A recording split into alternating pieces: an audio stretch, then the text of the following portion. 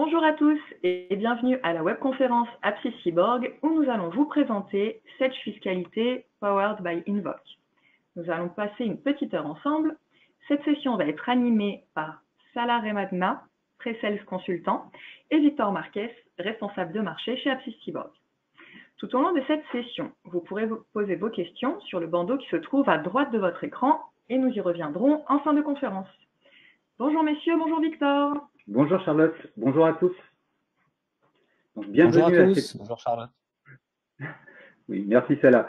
Donc pour cette session, on est deux aujourd'hui donc à présenter cette nouvelle solution Sage Fiscalité.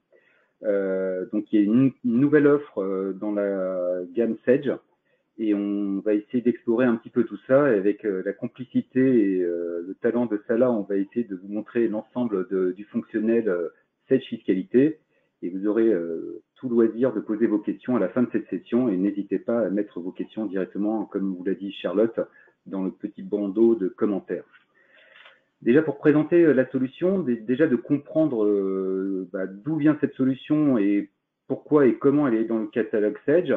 Donc la première chose, c'est que cette solution Sage Fiscalité est en partenariat avec l'éditeur Invoke, qui est un éditeur de solutions, de logiciels, de 3 gammes, qui sont des logiciels fiscaux, donc tout ce qui concerne l'alias et la consolidation, tout ce qui est aussi financier, donc avec du reporting ACPR, FINREP et autres, et la partie réglementaire, donc plusieurs logiciels sont aujourd'hui dans la gamme, et en tout cas dans le portefeuille d'Invoke. C'est une société qui compte aujourd'hui 140 collaborateurs, plus de 1800 clients, présents dans 5 pays, et pour un chiffre d'affaires de 18 millions d'euros. Donc c'est une solution qui est éditée par notre partenaire et le partenaire Sage Invoke. Invoke, c'est un spécialiste de la déclaration fiscale. Ce qu'on peut retenir ici, c'est que c'est déjà sur le domaine purement liasse fiscale, c'est plus de 1000 clients, 20 années, on va dire, d'historique et d'expertise dans le domaine de la liasse fiscale, plus de 20 000 liasses fiscales et plus de 30 000 déclarations TVA gérées par les équipes d'Invoke. Et au-delà de tous les éléments qui composent la déclaration fiscale, de l'alias ou différentes déclarations, voire aux formalités de paiement, c'est aussi un acteur important sur le marché de l'alias fiscale qui est accompagné pour tout ce qui est veille fiscale et réglementaire, est accompagné par le cabinet Hoche, qui est reconnu sur la place sur marché en fait français, donc qui assure toute cette veille fiscale. Et surtout, ce qu'on verra, et c'est la grande nouveauté qu'on va vous offrir aujourd'hui avec cette nouvelle solution, c'est d'avoir une solution qui va être vraiment full SaaS et qui sera hébergée dans les data centers hébergés par Invoke, sur lequel ils ont l'ensemble en tout cas, les normes et les certifications nécessaires pour garantir aussi le niveau de sécurisation, le niveau d'habilitation de l'ensemble des utilisateurs et de sécuriser ces applications qu'on va pouvoir proposer sur la partie liasse fiscale. Donc c'est vraiment le point qui est important, c'est directement hébergé par les solutions, par l'éditeur Invoke, c'est le premier point. L'autre point, c'est aussi de comprendre un petit peu un peu les différents clients qui sont en fait équipés des solutions Invoke. Donc on vous a mis ici par secteur d'activité des noms de clients de référence. Peut-être que dans cette conférence, vous allez vous retrouver ici dans les différents secteurs d'activité. Donc, c'est des clients alors de chez Invoke, mais aussi chez Apsis Cyborg. Donc, on peut prendre quelques exemples. Si vous prenez Émile Frey, qui est le groupe dans la partie vente de véhicules neufs ou d'occasion, c'est anciennement aussi PGA qui s'est fait racheter par Émile Frey. Vous allez avoir pour le sud l'OM, et des clients comme dont Apsis Cyborg dispose, Vestiaire Collectif et d'autres. Donc on est vraiment présent aussi, comme on va dire un petit peu la comptabilité, présent tout secteur confondu. Donc du moment où il y a un besoin de liasse fiscale, le produit et le logiciel répond à l'ensemble des secteurs d'activité et à une grande souplesse de paramétrage pour coller au mieux aux besoins des utilisateurs. Sur la partie Sage Fiscalité, je vous mets tout de suite les avantages de la solution dans un but très précis de faire une synthèse très rapide parce qu'on veut et on souhaite donner la place à la démonstration et au live produit. Mais ce qu'il faut retenir, c'est quelques éléments très importants. Sage Fiscalité, c'est une offre donc SaaS. Donc elle est forcément, qui dit SaaS dit full web, et surtout c'est que l'abonnement comprend l'ensemble d'une part des accès, des fonctionnalités, mais aussi toute la mise à jour applicative et réglementaire. Donc ceci est automatique. Elle comprend aussi le portail déclaratif lié à la DGFiP et bien entendu la maintenance liée au logiciel. Comme je vous l'ai dit, c'est que Invoke est en partenariat avec le cabinet Hoche pour toute la veille fiscale, donc vous allez pouvoir bénéficier des mises à jour avec l'ensemble de l'alias des CERFA qui seront mis à disposition. On va dire que certains d'entre vous peut-être sont déjà équipés de logiciels Sage ou autres sur lesquels on a besoin d'intervenir pour mettre à jour l'ensemble par exemple, si je prends le cas de Sage ECF, que ce soit 100 ou 1000, on est obligé d'intervenir, de faire une mise à jour pour les CERFA et l'ensemble des éléments chaque année. Et là, étant donné qu'on est dans un modèle SaaS, c'est automatisé et c'est aussi à la demande.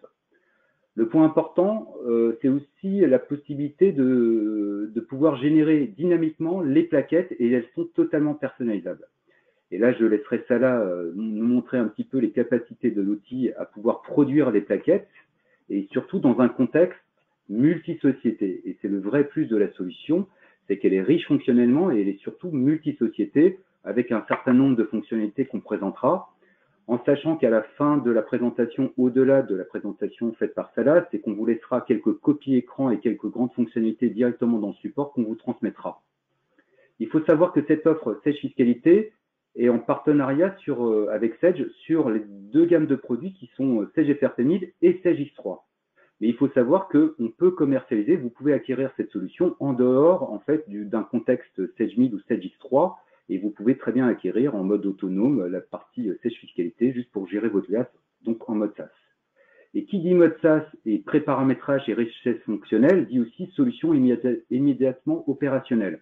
Donc il y a très peu, il y a un besoin faible en tout cas de formation, de paramétrage à faire dans l'application et on verra, et ça là je pense que nous montrera lors des présentations, c'est que la possibilité aussi d'injecter du référentiel, d'injecter un certain nombre d'éléments, que ce soit par Excel ou par fichier CSV sur lequel on va pouvoir gagner en fait en productivité par rapport à l'alimentation de l'ensemble des feuillets, voire de la plaquette. Donc c'est pour ça que je suis allé assez vite dans cette présentation-là, pour vous laisser vraiment la place à la démonstration. Et n'hésitez pas à préparer vos questions ou poser vos questions sur le chat. Et on se fera un plaisir vers 15h15 de pouvoir y répondre de la meilleure des façons possibles. Et surtout, je vous souhaite une bonne présentation et je vais te laisser la main à Salah.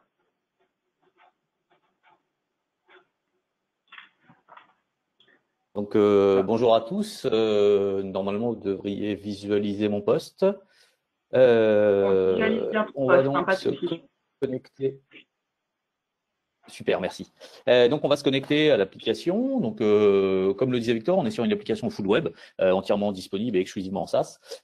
Quand on se connecte sur l'URL, on va arriver directement sur la lumière de connexion qui, bien évidemment, va vous permettre d'indiquer login et password, ce qui présage bien sûr derrière qu'il y a une gestion des droits qui va vous permettre de limiter un petit peu les accès et les fonctionnalités qui sont autorisées aux différents utilisateurs. Le principe de l'application, comme l'expliquait Victor, c'est d'établir un certain nombre de déclarations, quelles qu'elles soient, les liasses fiscales, les DAS2, les TVA, la dette loyer, et j'en passe, c'est les meilleurs.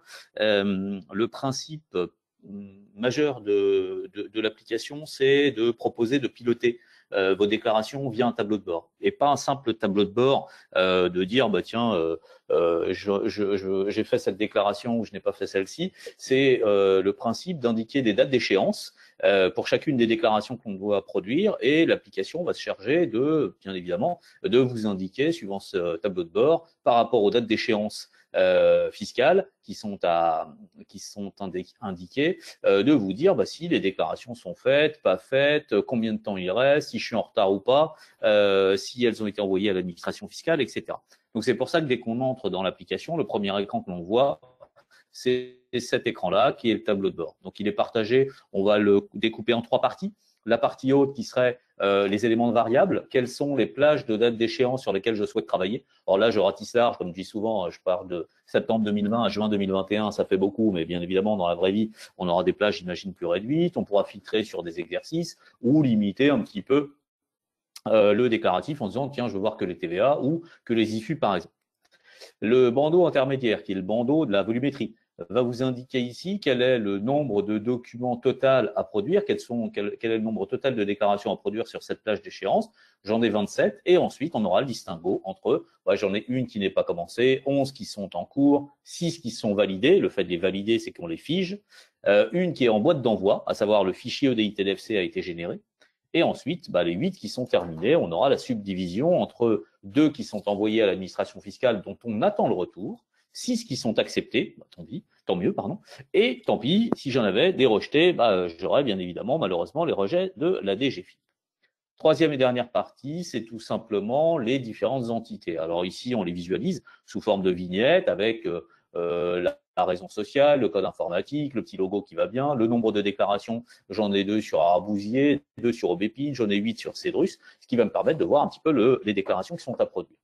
On peut bien évidemment choisir d'afficher, quand j'ai une volumétrie de société importante, de passer plutôt en mode liste plutôt que d'afficher des vignettes et d'arriver ici avec toute une série de critères. Tiens, je veux voir que les sociétés dont le code contient Cédrus, par exemple, j'aurai immédiatement le filtre appliqué directement, mais j'aurai bien évidemment toutes les informations concernant les pastilles, qu'elles soient en liste ou en vignette. J'aurai les petites pastilles à revoir. À revoir, c'est quoi? C'est j'ai établi ma déclaration, mais le moins N+1 est venu vérifier ma déclaration et la positionne à revoir parce qu'il me manque des choses où je dois corriger certaines choses. La petite pastille retard que j'imagine vous ne verrez jamais puisque bien évidemment le but est de ne pas être en retard pour ces déclarations, mais qui va vous indiquer si vous êtes en retard et combien de jours. Ici, sur mon jeu de démo, j'ai 68 jours sur une entité. Bon, je n'aurais pas m'en vanter. Et bien évidemment, pour ceux qui ne préfèrent pas travailler par entité, mais par déclaration, pour des raisons de confort, on peut travailler par document et de dire, il y a, pour ceux qui utilisent d'autres applications de déclaration fiscale, en arrivant sur l'écran d'accueil d'une autre application, on aurait les liasses fiscales, les CVAE, les DAS2, les liasses groupes, etc. etc. Avant d'arriver à ça, bien évidemment, il y a tout un décor à planter, il y a toute une série de paramètres, donc on va les visualiser dans le menu à gauche qui se déploie. Bien évidemment, la partie administration dont je parlais tout à l'heure, donc la gestion des droits ici va me permettre de créer autant d'utilisateurs que je souhaite, de les rattacher à des profils et bien évidemment d'avoir des restrictions. Alors le profil permet des restrictions fonctionnelles, tiens, j'ai pas le droit de faire ci, j'ai le droit de faire ça, et dans l'utilisateur, on aura les restrictions au niveau des sociétés, quelles sont les entités que j'ai le droit de voir ou pas le droit de voir, et quels sont les documents et déclarations que j'ai le droit de visualiser ou d'établir. Ici, par exemple, sur l'utilisateur Sala, même si je suis dans un profil admin, j'ai une restriction sur le relevé des frais généraux, la fameuse 2067, donc la hautement sensible déclaration des frais généraux. Derrière, la partie paramétrage, on va retrouver ici justement la partie de paramétrage de tous les états qui sont inclus dans l'application. Alors, suivant bien évidemment le choix que vous avez fait parmi les modules que vous souhaitez acquérir. Dans la partie clé de licence, on voit ici, moi j'ai tout, j'ai l'intégration fiscale, j'ai la DAS2, j'ai le CBCR, j'ai les IFU, etc. Mais bien évidemment, vous aurez peut-être, vous, un niveau plus réduit si on va utiliser moins de déclaratifs. C'est ici aussi que l'on retrouvera la gestion des fourchettes de compte. Pareil, moi j'ai la ribambelle de paramétrage qui va bien, avec les plans de compte PCG, les agricoles, les bancaires, les assurances et tout ce qui va bien. Donc j'ai tout ici sous la main, mais bien sûr, ce sera bien évidemment un scope un peu plus réduit pour suivant les besoins que vous avez. Et dans la gestion des fourchettes de compte, on aura la gestion justement de ces paramétrages de fourchettes, compte de début, compte de fin, quels sont les états, avec la possibilité, bien évidemment, suivant la gestion des droits, de modifier les fourchettes, de scinder, d'importer les fourchettes, etc., d'avoir ici directement les différentes possibilités. De la même manière, dans la partie paramétrage, on aura aussi les formats d'import. Les formats d'import, il y a deux choses. Il y a d'une part alimenter ma déclaration via un import de liasse fiscale, via un import de balance, ou un import de formulaire. Ici, on a des imports de formulaires, tiens, l'import du 2053, chargé produit exceptionnel, etc., etc. Le script d'import, il est très simple à créer. On va simplement cliquer sur ajouter. Voilà un script ou une balance ou un formulaire. Ma balance, on va l'appeler démo, on est le 9, on va l'appeler démo 9.3. On va choisir un fichier Excel et ici, je vais aller chercher mon fichier balance qui va bien et qui me permet ici, d'aller chercher directement le fichier qui va bien et de créer le script, le découpage. Alors rien de bien méchant. Ici, j'ai un fichier assez simple avec mon numéro de compte à tel endroit, mon libellé à tel endroit, mon débit ici et mon crédit à tel endroit, ce qui me permet ici de travailler directement et de créer, même avec des fichiers avec en tête, de dire bah, tiens, tu commenceras l'import à la deuxième, troisième, quatrième ligne parce que j'ai les en tête ici. Donc voilà comment on va créer des scripts d'import, c'est relativement simple. Derrière, bien évidemment, des paramétrages essentiels, c'est le paramétrage des sociétés. Ici, mes entités, elles vont être identifiées et paramétrées par l'information, raison sociale, SIRET, adresse, la particularité du régime de groupe. J'ai certaines filiales ici, quels sont mes exercices et surtout, c'est ici que va se jouer tout cela, c'est quelles sont les dates d'échéance que je veux affecter aux différentes déclarations. Alors bien évidemment, il ne s'agit pas d'affecter les dates d'échéance à tous les documents. On peut-être pas, je pense pas que vous soyez tous sur l'établissement des mêmes documents, mais par exemple, tiens, ici, je parlais du relevé des frais généraux. Bah tiens, moi, je vais définir la date, c'est pour normalement le 18 ou le 19 mai cette année. On va dire on est le 9 mars, je vais le mettre pour le 10 mars et on va voir ce qui se passe dans le tableau de bord. Alors bien évidemment, ces sociétés, alors pareil, des comptes bancaires, si je veux procéder au télépaiement, par exemple, je vais prendre celle-là, du télépaiement de la RCM, de l'IS, de la CVAE, ici on aura les comptes bancaires, bien évidemment, qui sont affectés. Là, par exemple, tout simplement, pour créer des sociétés, la possibilité qui est offerte, c'est d'importer des fichiers Excel. Ici, j'ai 4 sociétés, démo 1, démo 4, avec toute une série d'informations sur mon fichier Excel. Là, je vais tout simplement lui dire, dans l'application, va m'importer ce fichier Excel, hop, suivant, on va aller chercher le annuaire société 3 que je viens de vous montrer. Il me dit qu'il est capable de créer démo 1, démo 4, et en important, voilà, on a créé les 4 sociétés directement. Donc, la première brique est relativement simple puisqu'on va passer par l'Excel. Derrière, dernier bouton avant le tableau de bord, l'import des balances. Ici, l'import des balances, on peut le faire directement depuis ce point d'entrée. J'importe ma balance et j'accède au document. On voit le bouton en haut à droite. Ou sinon, j'irai directement dans les documents et j'importerai ma balance. Ici, l'intérêt, c'est qu'on va pouvoir importer aussi des balances multi-sociétés, ce qui est assez pratique, puisque si je gère 10 sociétés, j'ai un fichier qui regroupe mes 10 balances, je peux tout intégrer dedans. Alors, si je reviens à la société Cedrus dans mon tableau de bord, c'est notre fil conducteur. Quand je clique sur cette société, j'arrive sur un tableau de bord de type Kanban qui va m'indiquer quelles sont les déclarations non faites, celles qui sont en cours, les validées, les boîtes d'envoi, etc. Avec bien évidemment derrière la dernière colonne qui est le statut vis-à-vis de la DGFiP. On voit que là, le relevé des frais généraux, il m'indique que j'ai un jour restant à faire puisque j'ai indiqué ma date limite au 10 mars. Donc ici, je vais rentrer principalement dans l'alias fiscal, c'est ce qui va nous intéresser. Ici, ma alias fiscale, toutes les déclarations ont le même écran, on va dire. La partie haute, c'est le contexte. Je suis sur ma société Cedrus, je suis en 2020, je suis sur la RNIS. La feuille de route, c'est les anomalies et les incohérences. J'en ai 17 bloquantes, c'est en rouge, j'en ai 12 non bloquantes qui sont en jaune. À gauche, j'ai le volet de navigation qui va me permettre de naviguer plutôt dans les documents. Et en face de moi, l'espace de travail. Alors, si j'ouvre par exemple mon bilan actif, j'ai directement mon formulaire 2050 CERFA à l'écran. Derrière, alors j'avais déjà importé la balance, donc ici, l'import de la balance va se situer dans les 3 petits points en haut à droite. Alors, quasiment tout va se situer ici. Et ici, import de la balance. Je vais tout simplement lui dire, voilà, je vais aller chercher, elle est où voilà, démo 9.3, mon script d'import, je vais aller chercher mon import, mon fichier, blablabla, que j'avais utilisé tout à l'heure, et hop, il va me dire, tiens, ma balance n'est pas... Ah oui, j'ai laissé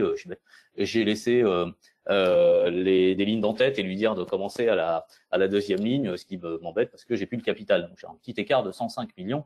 Je ne pourrais pas qualifier d'écart d'arrondi, ça serait trop gros. Donc ici, il me dit, voilà, vous voyez, on dirait qu'une balance non équilibrée n'est pas importable. Et en plus, il me dira que j'ai déjà une balance.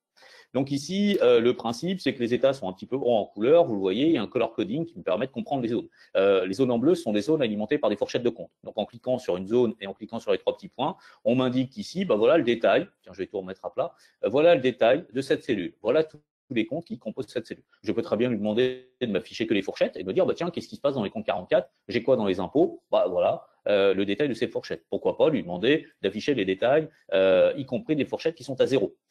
J'ai pas de comptes qui sont mouvementés. Donc on peut piloter un petit peu. Et ça, on est sur une application full web. Donc il y a ce qu'on appelle les fameux cookies qui vont garder en mémoire les éléments. Donc Monsieur Dupont qui préfère avoir cet affichage-là, aura ça. Et Madame Durand qui elle préfère avoir un détail directement, aura cette visualisation.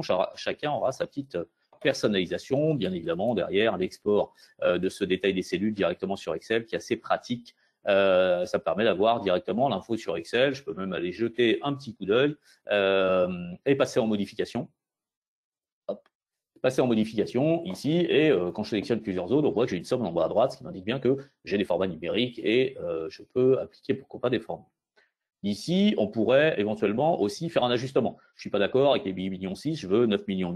Je vais aller saisir les 9,8 millions et la zone apparaît en rouge automatiquement, qui signifie qu'elle a été forcée. Alors, on évite d'avoir des forçages sur les 4 premiers tableaux, mais pourquoi pas. Et si je redemande le détail des cellules, j'ai directement toujours le détail des cellules, mais bien évidemment avec un libellé qui m'indique que c'est ajusté, et la petite pastille en haut, en rouge, qui me dit que je suis sur un ajustement aussi.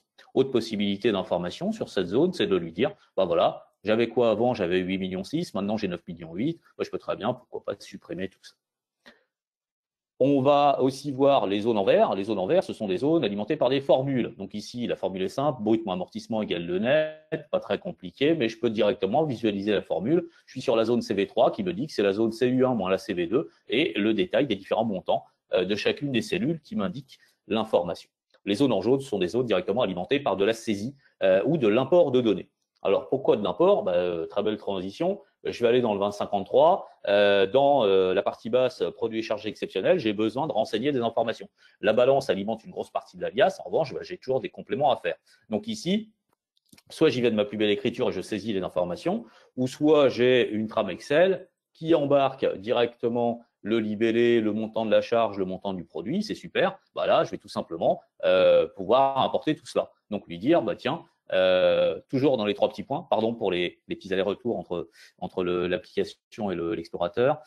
Donc ici, c'est de lui dire, tu vas m'importer un document, c'est un tableau Excel, tu vas aller me chercher, je vais filtrer sur la page, ce sera plus simple, je vais aller chercher la trame du 2053 et je vais donc aller chercher, hop, mon petit fichier, des produits et charges exceptionnels, je fais suivant, on me précise que, attention, s'il y a quelque chose, on l'écrasera avec l'import, et vous voyez qu'en arrière-plan, j'ai directement les informations qui sont renseignées. Vous allez me dire, oui, mais il est gentil, le petit monsieur, il y avait plus de 5 lignes dans le fichier Excel.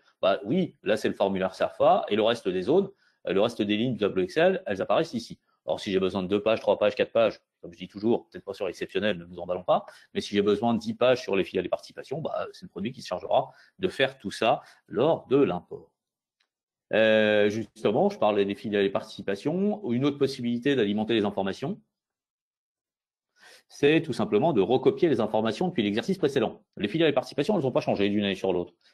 Tant qu'à faire, soit je rapporte le même fichier Excel que l'année dernière, ou soit je vais utiliser le petit bouton qui va me permettre de dire gérer les saisies, et on va lui dire soit on recopie les pages soit on recopie les données de la page en cours, ou soit les données de la déclaration complète. Bon, peut-être pas s'emballer, on va dire on va prendre uniquement les textes depuis l'année précédente. Et donc, vous avez ici la recopie qui est instantanée, la fille Annie, la fille Béa, la fille Caro, etc. Bon, c'était hier la journée de la femme, mais on peut continuer. Et donc ici, on va retrouver les informations qui sont recopiées d'un exercice à l'autre directement.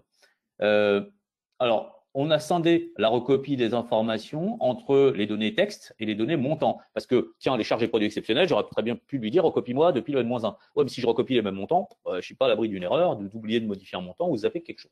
Donc ici, on distingue bien les deux. Donc ici, par exemple, pour les pourcentages de détention, je vais dire copie-moi depuis le N-1, pas de problème, banco, c'est super. Bon, manque de chance, tout est vide. Alors, qu'est-ce qui se passe? Donc, ici, je vais enregistrer et je me pose la question, mais qu'est-ce qu'il y avait? Pourquoi il ne me recopie rien? Qu'est-ce que j'avais l'année dernière? Et là, vous allez retrouver ici une petite fonctionnalité sympa, c'est que si je veux aller voir l'alias N-1, je vais simplement aller dans les éléments du contexte et lui dire, tiens, affiche-moi 2019. D'accord? Et donc, ici, qu'est-ce qui va se passer? Il va m'afficher l'alias 2019. Je vais m'apercevoir que j'avais fait une boulette et que je n'avais pas les données, tout simplement. Et donc, ici, j'ai l'alias 2019 qui est directement affiché ici. Donc, je pourrais très bien aller visualiser la N-2, revenir sur N, etc. Donc, c'est assez pratique dans le sens où j'ai pas besoin de sortir, quitter le tableau de bord, fermer, changer d'écran, etc. Là, je vais simplement utiliser la petite liste déroulante qui va.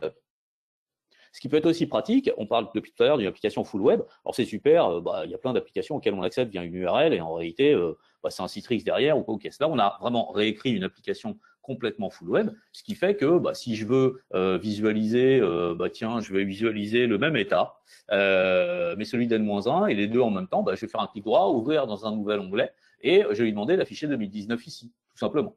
Et là, vous avez vos deux onglets, mon 2020, mon 2019, et je peux basculer, passer d'un écran à l'autre, tout simplement.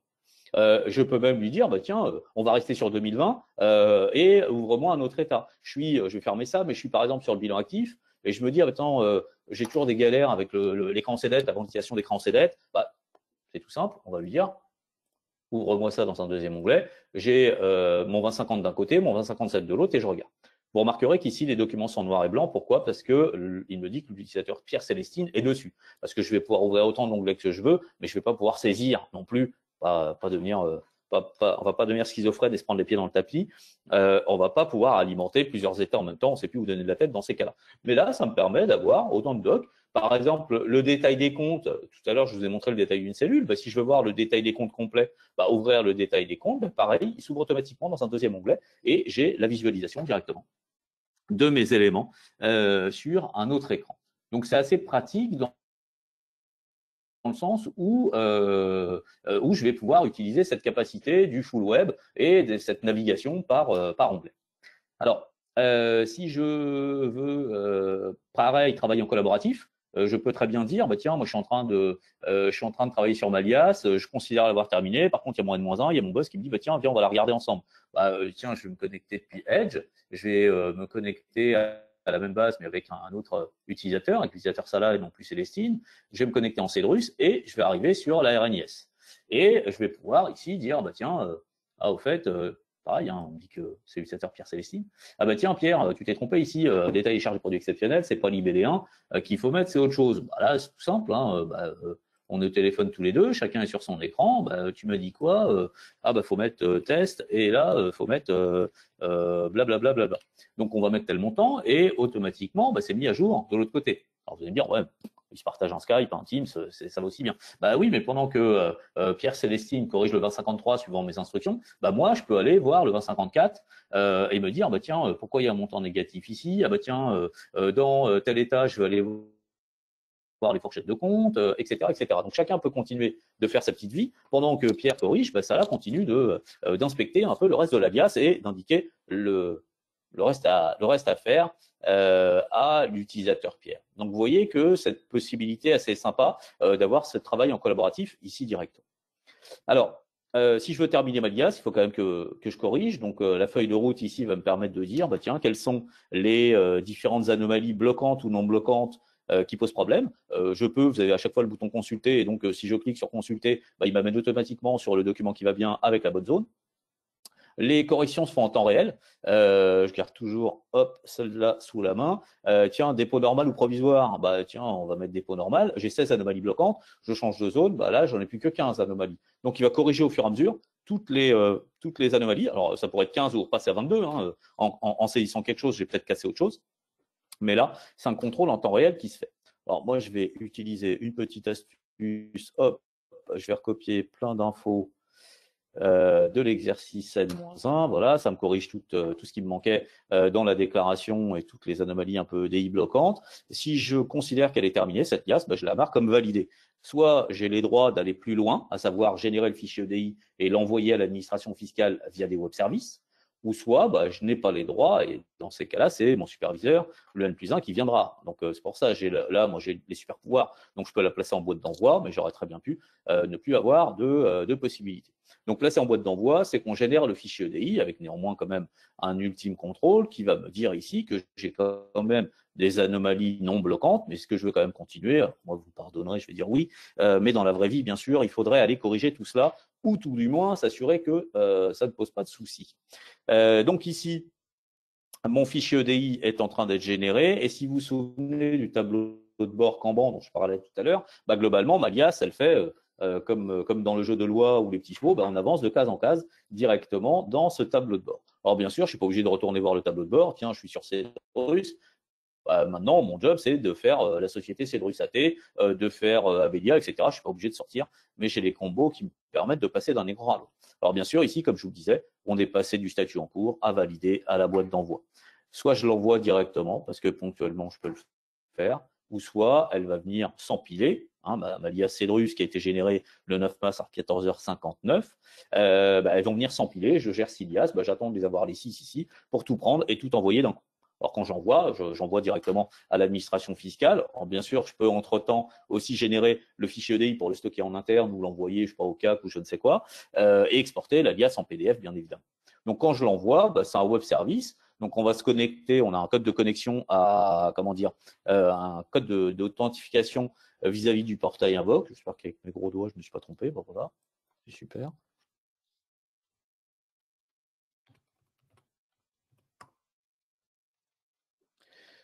Pof, voilà.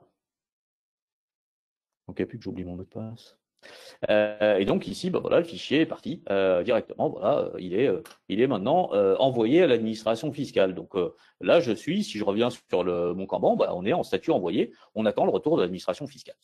Donc voilà un petit peu pour l'établissement d'alias. Alors derrière, pour ceux qui sont dans le cadre d'un régime d'intégration fiscale, le principe, c'est qu'en plus d'alias de droit commun, on va rajouter des États membres pour chacune des filles, y compris la mère, puisqu'elle est membre aussi à un moment. Donc, on a ce qu'on appelle la RGF, la régime de groupe filles. Donc ici, j'ai tous les états, le ABIS, BBIS, etc. Tiens, des cellules qu'on ne connaissait pas, des cellules oranges, c'est la même chose que des cellules en vert, sauf qu'elles sont forçables s'il y a besoin. Et ici, à chaque fois, bah, on peut, tiens, d'où provient ce montant? Bah, il provient de la zone WA2 du 2530. Et donc, on peut aller saisir ici, on peut aller ventiler nos ABIS, BBIS, etc. On peut aller saisir nos ER avec les opérations intra-groupes. Et ici, dire, bah, tiens, dans les dotations complémentaires, bah, j'ai 15 millions ou 1,5 million et j'avais une reprise de 325 000. Donc ici, bah, voilà, j'ai fait mon job sur chacune des RGF. Alors, quand j'arrive sur la mer, je vais sortir, bon non, même pas, je suis sur une société, donc autant en profiter.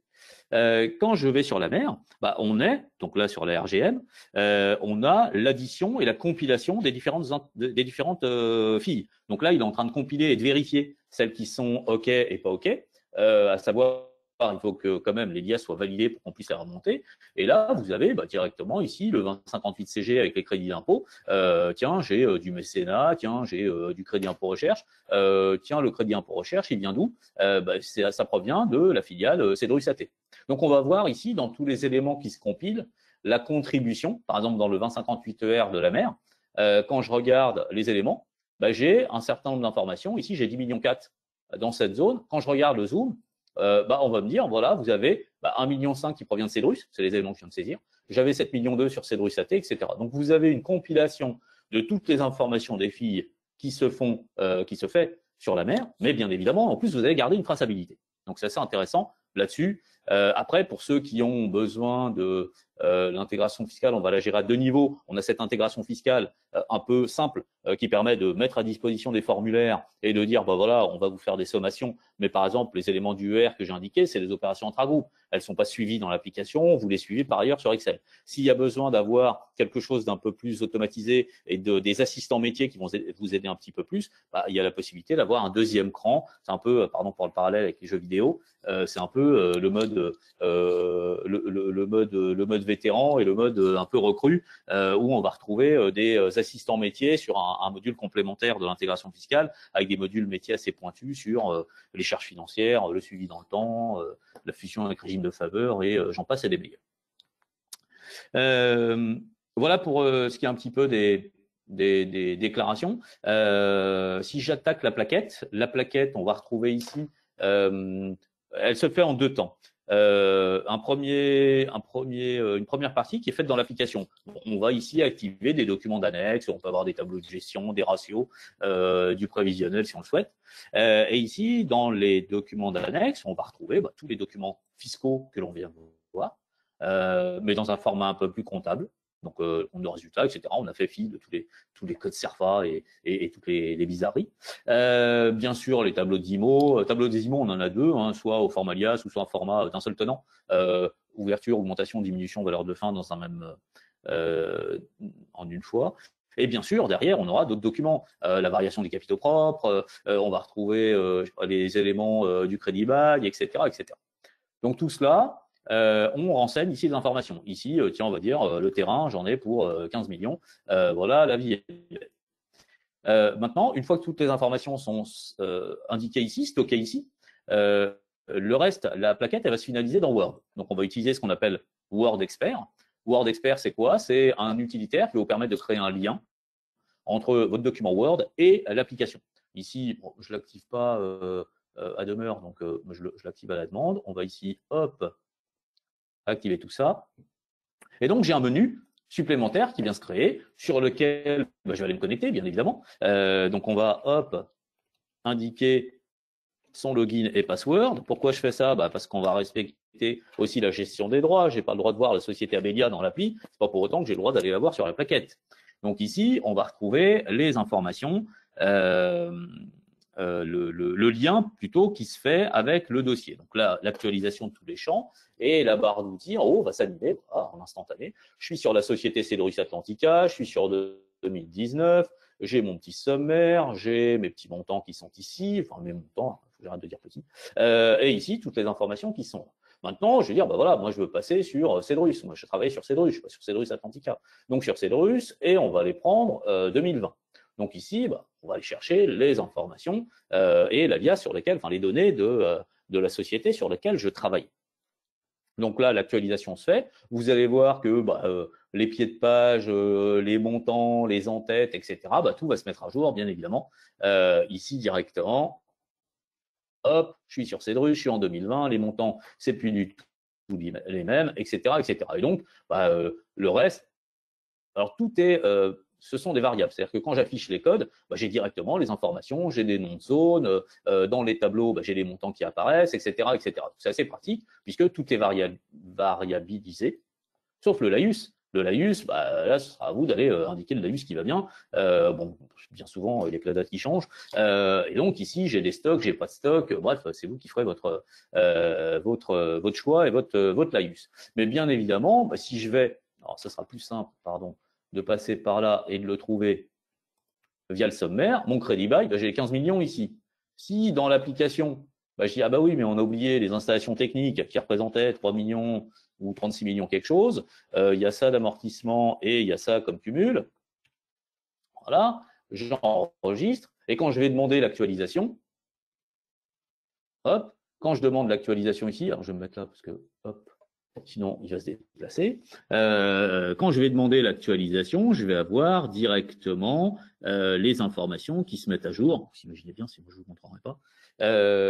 Ici, qui vont se mettre à jour directement avec les informations contenues dans votre dossier. Le principe, c'est qu'évidemment, vous êtes sur Word. Donc, tout ce qui est cosmétique, logo, ergonomie, je veux les tableaux comme ça, je veux le logo, je veux une police bien particulière, le cas qu'il a dit que tel état devait être devant tel état, etc.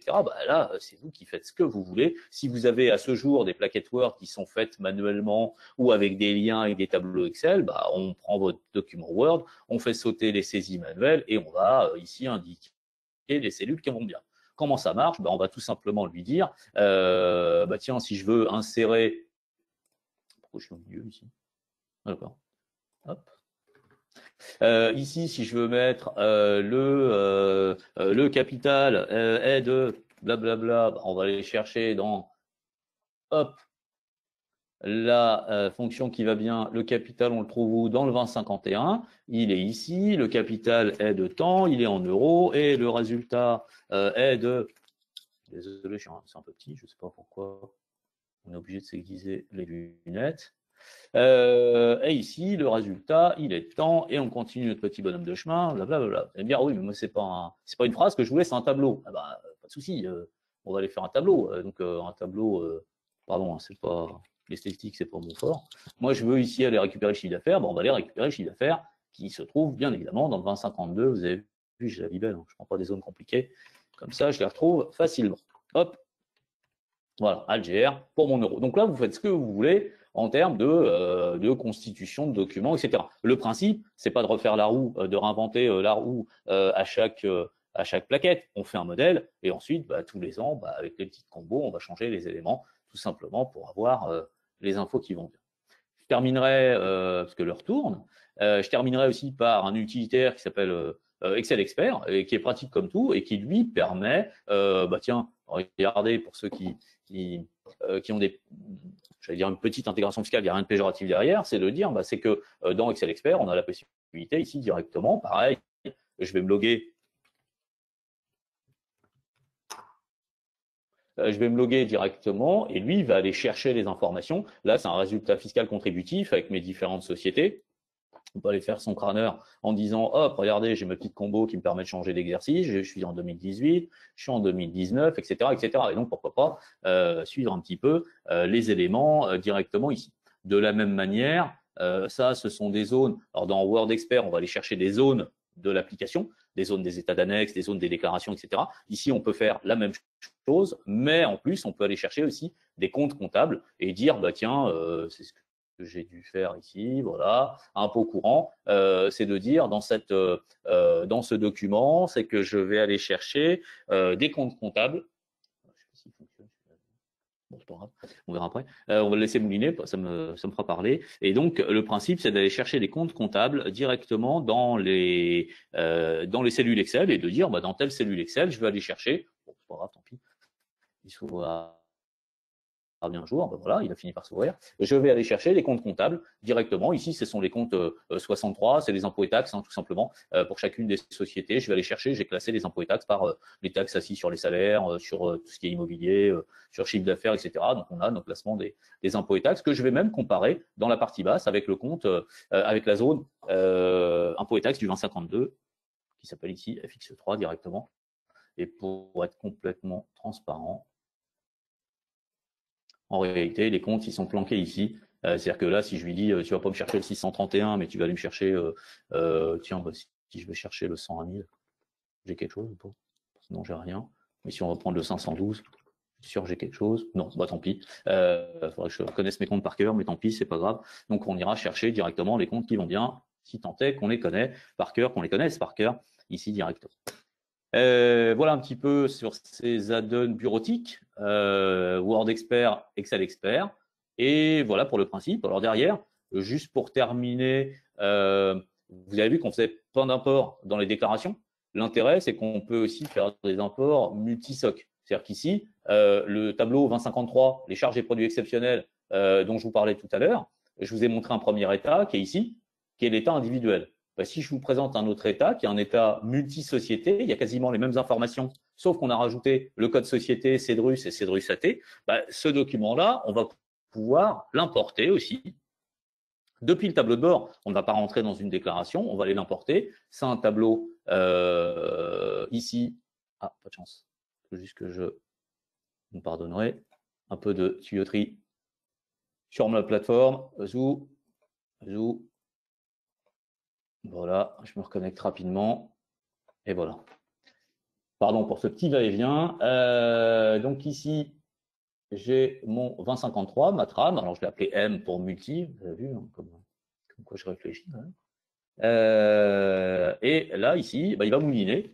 Et il est en train de lire le fichier, bien évidemment, la première partie qui est le code société. Alors, bah, tout va bien pour Cedrus AT. Par contre, Cedrus, bah, il dit le document est en lecture seule. Ah oui, c'est celui qu'on a fait tout à l'heure qui est déjà dans la boîte d'envoi, enfin qui est même déjà parti à l'administration fiscale. Donc, c'est peut-être pas le moment d'aller changer quelque chose. Donc, vous voyez qu'on a quand même verrouillé certaines pratiques pour avoir ici directement les infos.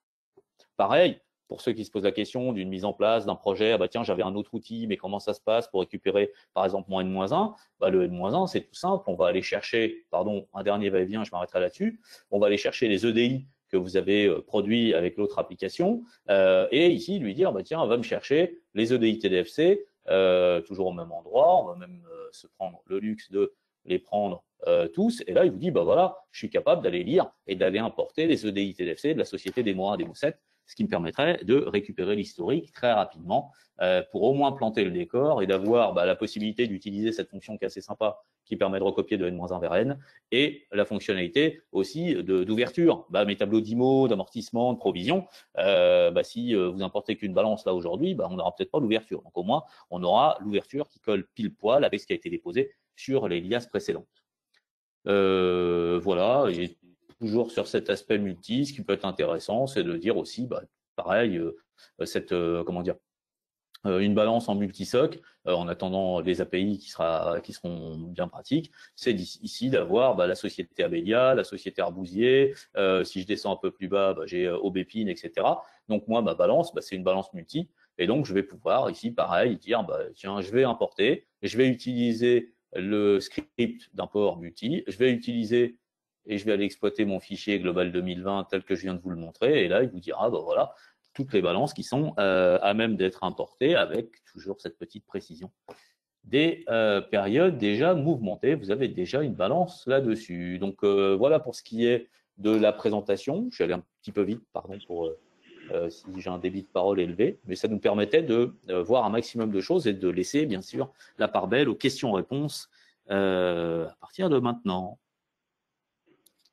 Merci Salah pour cette présentation. Ok, je coupe mon micro. Merci à vous. Merci. Oui, merci Salah. Pour vous préciser une chose avant que je crois que Charlotte intervienne encore sur la conférence.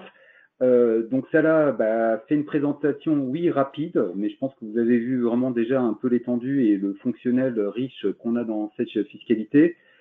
Sur le support vous sera envoyé.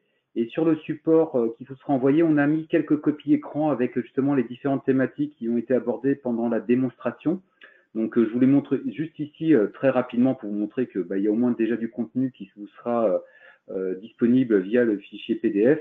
On a forcément, bien entendu, la fiche produit qui est disponible, mais vous aurez en fait retraduit sur le document qu'on vous enverra un petit peu les grandes fonctionnalités qui vous ont été présentées. Et ce qu'on va faire, c'est que, alors je passe juste les slides, on va passer aux questions-réponses, mais avant cela, je vais laisser Charlotte. Et ensuite, pour les questions-réponses, je me permettrai d'être avec Salah pour essayer de répondre à vos questions. Et j'espère qu'il y en a, Charlotte. Merci. Merci. Question. Si je suis en Sage ECF 100, puis-je migrer en Sage Fiscalité? Alors, le terme migrer, on va dire qu'on va pouvoir évoluer vers l'offre Sage Fiscalité. Bien entendu, tout à l'heure, on a parlé du partenariat avec Sage qui était plutôt basé sur la MGE, donc Sage X3 et Sage FRP 1000. Mais si vous êtes déjà sur cette champ ou une autre offre, bien entendu, elle est commercialisable, peu importe l'offre. Nous sommes équipés de Microsoft Dynamics NAV. Pouvons-nous tout de même aller avoir Sage Fiscalité, pardon? Alors celle-là, je me permets encore de répondre. Bien entendu, c'est que peu importe l'éditeur, ça rejoint un petit peu à la première question. C'est que ce qu'il faudra faire, c'est qu'on parlait, celle-là a parlé un petit peu de peut-être d'API ou de liens directs sur les offres Sage 1000 et Sage X3, mais je pense que la démonstration a été faite de pouvoir importer tout type de fichiers, donc du Excel ou du CSV, que ça soit un fichier par balance ou multi-société. Donc peu importe votre logiciel aujourd'hui de gestion, on va pouvoir implémenter Sage Fiscalité en sachant en plus que c'est du mode SaaS, donc il n'y a pas d'installation sur le poste. Je pense que c'est aussi un point important à dire, c'est qu'on est en mode SaaS, donc en mode web et pas d'installation sur le poste, excepté le petit plus de la plaquette, et vous l'avez vu, le gain entre Word pour pouvoir produire sa plaquette sous Word. Là, il y a un petit composant à installer si on souhaite utiliser Word Expert. J'ai pas dit de bêtises, ça là? Non, pas du tout, pas du tout. Alors, question suivante, je vais me permettre d'y répondre. Un replay sera-t-il envoyé aux participants? Donc oui, comme on l'a expliqué un petit peu plus tôt, on va vous faire suivre la présentation en version PDF et on vous enverra aussi l'enregistrement du webinaire. Question suivante, les dates d'échéance fiscale sont-elles toujours à renseigner par les utilisateurs? Ça là, c'est une question pour toi. Aujourd'hui, oui, elles sont à renseigner. On est en train de regarder parce qu'il y a l'intérêt, c'est que on peut aussi jouer sur des dates d'échéance internes. C'est pas parce que votre déclaration ou votre pièce fiscale est pour le 19 mai que on va indiquer le 19 mai en échéance. Certains vont dire oui, mais moi pour les besoins de l'intégration fiscale, je veux que ce soit remonté le 30 avril, etc. Donc aujourd'hui, elles sont effectivement à mettre manuellement et on va réfléchir pour qu'il y ait bien évidemment un lien, une mise à jour avec les dates d'échéance suivant le calendrier fiscal. Mais vous aurez quand même la main dessus, tout en sachant bien évidemment que c'est pas parce que j'ai 30 sociétés que je vais avoir à renseigner 30 fois les mêmes dates d'échéance pour les mêmes liasses. Hein. Donc ça sera quelque chose qui va être fait une bonne fois pour toutes pour mes 30 sociétés, mais on réfléchit à avoir une mise à jour qui vous indique les dates d'échéance. Nouvelle question. Existe-t-il un lien dynamique avec Sage FRP 1000 car on parlait d'import de balance? Alors, je peux répondre ça là sur le sujet, c'est que aujourd'hui, c'est forcément un export balance. Je vous parle de la version d'aujourd'hui. Donc sur la partie Sage FRP 1000, il faut savoir qu'une version R2 V9 R2 sortirait normalement vers juin-juillet. Donc il faudra attendre un petit peu les tests, avec l'objectif d'avoir en fait une liaison directe entre Sage FRP 1000 et Sage Fiscalité. Donc ça, c'est en termes de balance. Donc ça, c'est un travail qui est en cours. Alors que ça soit, et je pense que ça là, je me permets de préciser aussi un point, c'est que étant donné qu'on est dans un vrai modèle SaaS, c'est que s'il y a des améliorations ou des modifications de l'application, elles sont quasiment totalement transparentes pour les utilisateurs. Vous allez être notifié normalement d'une, on va dire qu'une mise à jour est en cours ou sera en cours de telle date ou de telle date, et ça vous permettra que le logiciel soit à jour directement sans aucune intervention technique ou de consultant pour la mise à jour. Je pense ne pas avoir dit de bêtises, ça là, tu confirmes? Pour la mise à jour, c'est bien ça. Les mises à jour, c'est nous qui les faisons puisque c'est une application en SaaS hébergée sur nos data centers et c'est directement voilà une notification qui vous dira ne vous connectez pas samedi à 7 h du matin parce qu'on va mettre à jour l'application. Et pour ce qui est des API, effectivement, Victor, oui, tu as complètement raison. Là, au 9 mars, au moment où on se parle, effectivement, c'est un import-export qu'on rend productif avec des imports multi, mais c'est aussi bien évidemment des API qui sont en préparation, qui seront, comme tu dis, oui, on va essayer de coller justement aux mêmes dates de mise à jour que la version FRPB pour qu'il y ait un lien dynamique, qu'il n'y ait pas besoin de faire des exports. Nouvelle question, est-il possible d'avoir une idée des modalités de facturation, licence, maintenance annuelle, coût au nombre d'entités? Alors, je me permets de répondre ça là. En fait, on ne le présente pas ici, c'est que vous aurez la possibilité de choisir, on va dire qu'il y a 5 gammes, et suivant la gamme de l'application, vous aurez plus ou moins d'options. Et les options sont tarifées avec des coûts annuels, donc en fait, c'est un abonnement, ce qu'on appelle, alors, dans le monde Sage, on est en mode souscriptif, donc c'est un abonnement annuel. Et on aura en fait des gammes expert, classique, platinium et je ne me rappelle plus l'autre offre. Titanium et Platinum. Voilà. Et donc en fait la tarification se fait déjà d'une part par rapport au nombre d'entités, deuxième part par rapport au nombre d'utilisateurs, et après suivant les options que vous souhaiterez en termes de fonctionnel, il y aura des coûts et options. Mais pour cela, on a voulu aujourd'hui rester que dans le cadre fonctionnel, et après on pourra vous renvoyer l'ensemble des éléments. Et on a préparé pour vous une petite fiche de qualification spécifique sur l'offre Sage Fiscalité. Vous n'aurez qu'à la remplir. Et avec votre interlocuteur commercial, on pourra en fait définir quel est l'abonnement pour cette offre. En sachant qu'elle inclut, et je vous le redis, la mise à jour automatique, les accès et l'abonnement. Peut-on créer les dossiers par… Pardon, excuse-moi, vas-y, je t'en prie. L'abonnement comprend aussi l'assistance, donc c'est l'accès à l'application, les mises à jour applicatives et réglementaires, l'assistance téléphonique et l'accès au portail pour la télétransmission. C'est un point important. Dans certains cas, l'éditeur va facturer en plus de votre abonnement l'accès au portail déclaratif. Là, l'accès au portail déclaratif est inclus dans l'abonnement. Le montant est globalisé. Je t'en prie.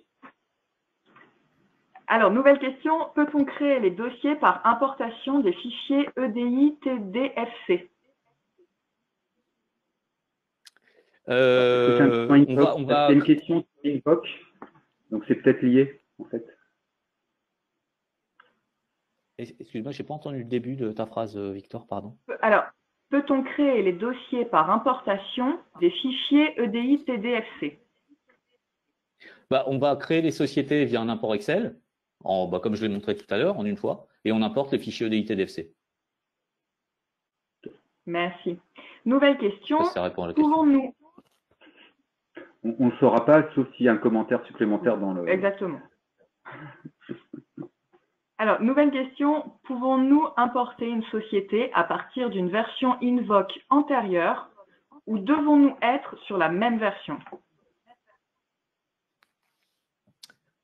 Alors, si on est sur, si la version Invoke antérieure, c'est Invoke Explorer, c'est un autre outil, c'est l'outil de la gamme précédente.